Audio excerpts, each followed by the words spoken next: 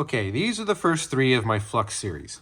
This one was the very first one, and you can see that the gaps are a little bit uneven, but I was afraid to do any more tweaks to it because a little piece broke off on the crimp, and I didn't want to mess with it anymore because this is the first one that I really figured out what it was needed to get the reed to vibrate and make the harp come to life.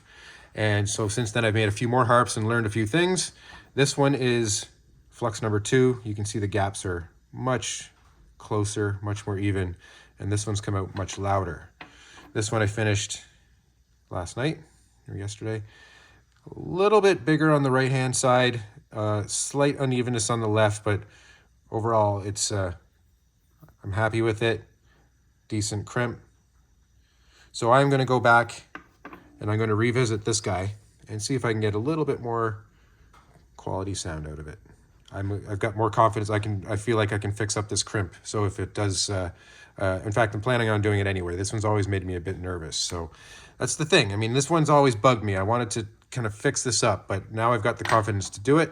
I'm happy that I can bring it up to the level of these guys here. So let's start off by hearing how it sounds now, and we'll compare what it sounds like after the adjustments.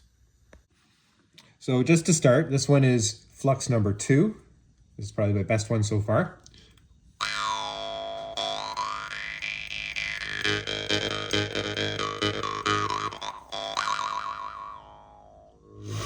Probably my loudest harp too. This one way or the other, I've decided I'm going to have to keep for myself because it was from a frame that was so bent and warped that I had given up on it. I didn't think I was going to be able to do it, and it just hung on my wall for weeks until I finally managed to come up with this.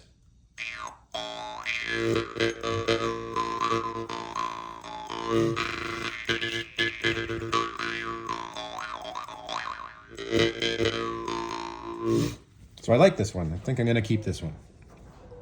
And this is the original Flux. So this is the first one using Jamie Bebb's spring steel that he provided me, and the first one that really came to life.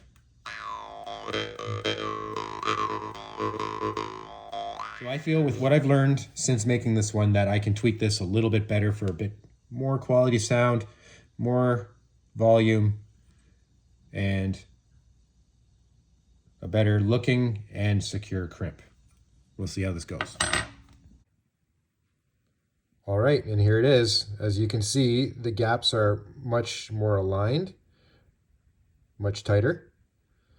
And I did definitely improve the crimp. I have more confidence in it. I tried to do another relief cut, but I went over way too far. I was hoping to get more coverage there, but yeah, it's not pretty, but it's definitely not going anywhere. I smacked on it good. Put a bunch of tooling marks in it, so I had to kind of do some refinishing. It's not perfect. I am definitely a lot happier with the sound of it, though. It's much louder, much crisper. Let's hear how it sounds, and especially in relation to the other two. Okay, so we'll just listen back to what it sounded like before.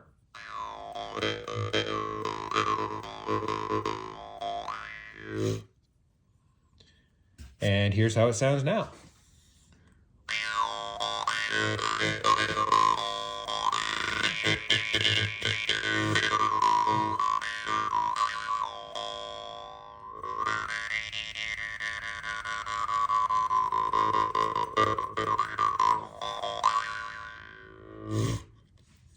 And here's the volume difference. This is the loudest one.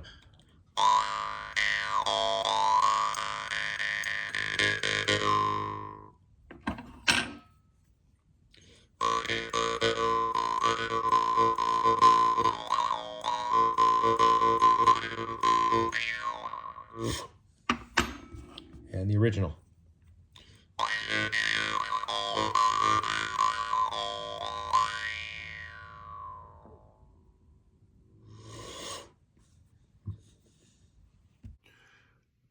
Okay, after a little bit more final adjustment, finally got the gaps nice and tight and lined up along the entire plane. I'm very happy with this now.